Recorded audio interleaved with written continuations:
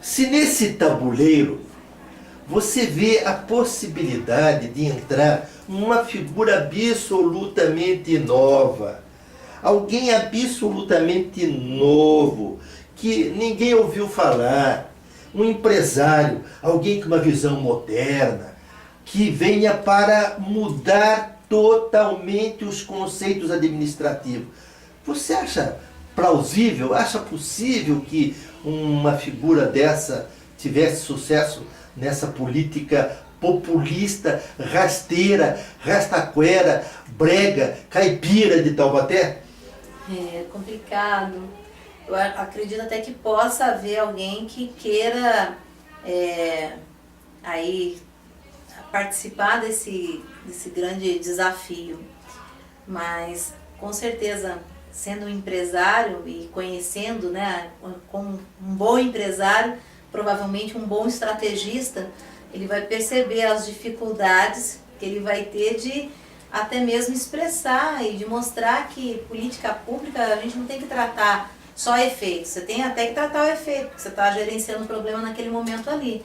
Mas você tem que estabelecer um plano de ação que permita sustentabilizar a sustentabilidade da própria política, dos próprios setores de uma administração pública.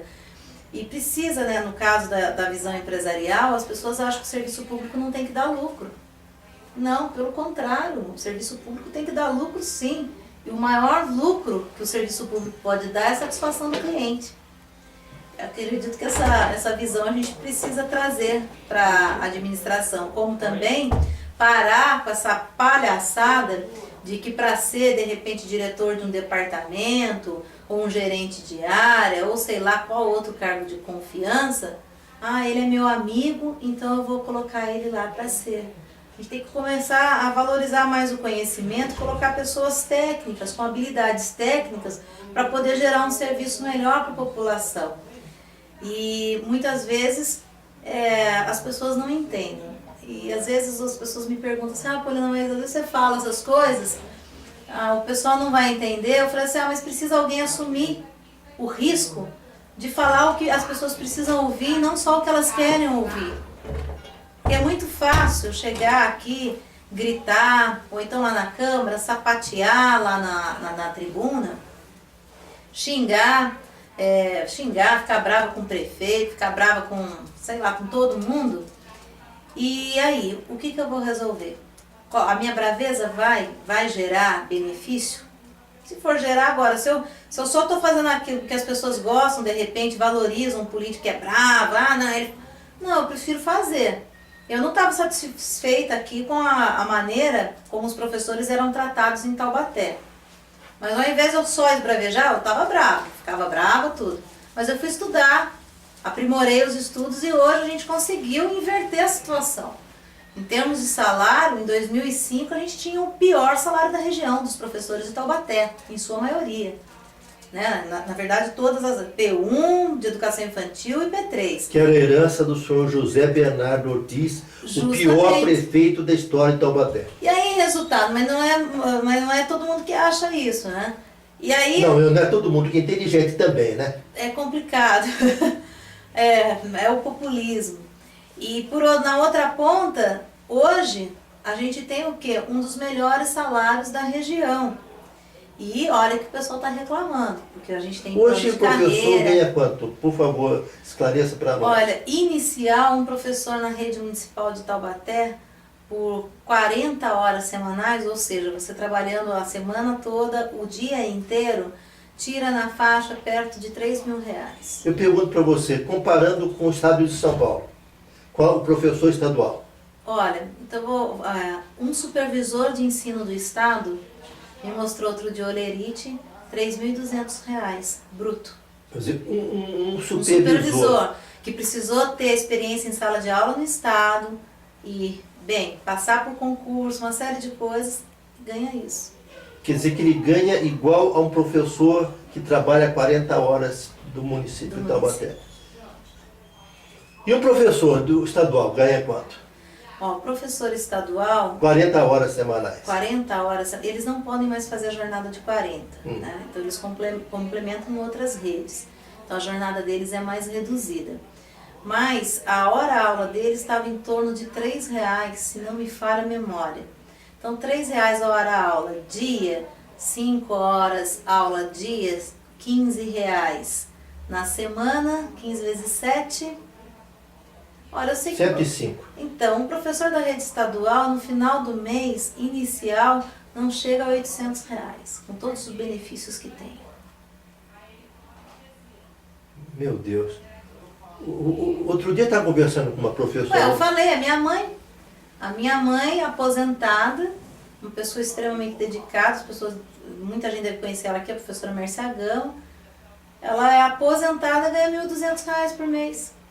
Poliana, outro dia conversando com uma professora estadual, uma pessoa inteligente, eu não vou falar o nome porque você conhece, e a pessoa inteligente, lúcida, não está em nenhum processo de esclerose, é mais jovem que eu. E eu perguntei para ela em quem que ela ia votar na eleição estadual. Ela disse para mim assim, bem tranquilamente, Geraldo Alckmin. Eu falei assim, mas escuta, o professor do Estado é tratado a cacetete, ganha uma mixaria, a educação de São Paulo está literalmente uma porcaria. E você me disse que ia votar no Geraldo Alckmin, estão 16 anos no poder, eu vou votar no Geraldo Alckmin. Daí eu fico pensando, prezada professora Poliana, e fico pensando que eu começo a me desiludir da natureza humana. Olha, aí é onde a gente percebe, né, o quanto que essa cultura, porque com certeza essa professora, para ela ter esse pensamento, é resultado do quê? De todo um processo educacional, cultural, que não permitiu a ela estabelecer algumas relações. Por exemplo, a condição de vida que ela tem hoje, as dificuldades pela qual ela teve na profissão dela. Quem era o governo na época? Quem era o governo? O governo valorizou? E muitas vezes aqui, a tendência do nosso povo é votar muito pela questão do carisma das pessoas. Então tem aquela coisa ainda do líder carismático, não é? Que a tendência é mais ir pelo carisma. E eu fico assim, é complicado. Por exemplo, o meu partido, que tinha tudo para ter uma candidatura própria ao governo do estado, apoiou o PSDB, apoia o PSDB. E quando nós fomos fazer a foto, eu até com a sobrinha do próprio Alckmin, em Pindamonhangaba, a gente foi tirar uma foto para a campanha com ele e tudo. Eu ali naquele momento falei assim, ó, governador, porque a gente aprende a chamar, né, e fica aquela coisa, governador, assim, governador, eu como professora, eu quero participar do projeto educacional, porque como o PPS não vai mais pleitear o governo, e a gente já tinha isso mais estruturado dentro do partido, mas eu quero, já que está no grupo, eu quero dar a minha contribuição, porque o senhor há de convir comigo. A educação do Estado de São Paulo precisa melhorar muito. Está muito complicada a situação dos professores, a situação dos alunos, a violência tem sido crescente, o uso de drogas. Então, se a gente for ver, mais ainda para um estado que tem aí orçamento maior até do que o Chile e a Argentina. E que disse ele? Oi? E que disse ele? Ele pegou e falou assim, eu quero que você participe dos grupos de estudo. Olha, eu vou me dar o seu e-mail, daí eu dei o e-mail. Eu vou entregar para a pessoa que está cuidando disso para a gente e quero que você vá lá, dê a sua contribuição, porque realmente a gente precisa somar esforços para melhorar. Eu nunca recebi um e-mail a respeito. E tentei. Já falei com o presidente estadual do meu partido, que é o Davi Zaio, até no dia que saiu a apuração, era 1h30 da manhã, ou seja, saiu meia-noite e pouco, afinal... 1h30 da manhã eu liguei pro Davi Zaia. Falei, Davi, a coisa foi assim, e eu conversando com ele, ele me colocou, e agora, Poliana? Eu falei assim, e agora é o seguinte, eu quero que você, já que está eleito, eu quero mais do que nunca, eu quero uma reunião, porque alguém precisa falar que a coisa não está mil maravilhas desse jeito com a educação, não. Eu acho que a gente tem que olhar para o problema e buscar qual é a causa do problema. Não adianta só ficar fazendo uma coisinha bonitinha aqui, outra ali. Não, tem que ir lá, tem que mexer mesmo. até em termos de estrutura familiar. O pessoal tem colocado, mas tá difícil dar aula hoje em dia, porque a criança, a maneira como ela chega. Se a gente já está diagnosticando esse problema, né, que vem dessa desestrutura familiar, a gente também tem que criar então um novo modelo de escola, que também tenha capacidade e tenha como lidar com toda essa desestruturação de uma maneira que potencialize as habilidades dos alunos e ajude esses seres humanos a trabalharem com coisas essenciais para que não precisem buscar prazer em droga, que é o motivo pelo qual a maior parte das pessoas tem buscado a droga, porque não tem prazer, perdeu o prazer. E a escola, no meu modo de ver, ela é um ambiente. Eu tive muito prazer estudando na escola municipal. Eu sempre fui feliz de colocar o M no peito e de ir para a escola. E com todas as dificuldades que a escola tinha, né? Aquele sistema um pouco mais tradicional, tudo. Mas a gente tinha prazer, ali eu tinha bons professores, eu via que as pessoas queriam, né, o melhor. E eu quero que o Estado tenha isso também.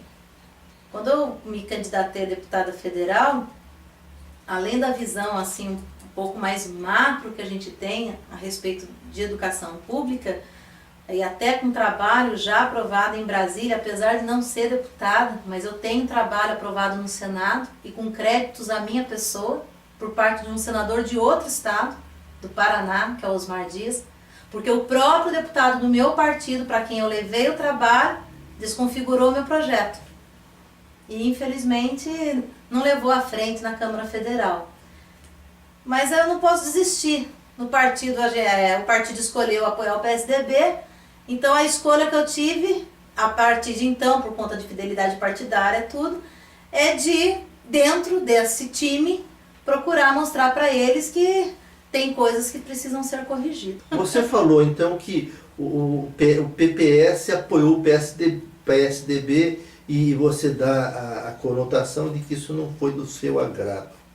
Olhando a realidade nacional, você acha que o seu partido, o PSDB, PPS, ele tem atuado dentro daquilo que você considera que seja do interesse nacional, ou o PPS está devendo? Olha, eu não vou falar a palavra devendo, mas a gente precisa, dentro do que eu acredito, que é a educação, a gente tem que contribuir mais. E eu falo isso porque eu tive várias discussões aqui mesmo com alguns membros do meu partido, que diziam o seguinte: educação não é tudo, Poliana. A gente tem que ampliar um pouco mais essa discussão, a gente tem que falar da economia, do mercado, e eu coloquei para eles aí, como que a gente vai falar disso? Como que a gente vai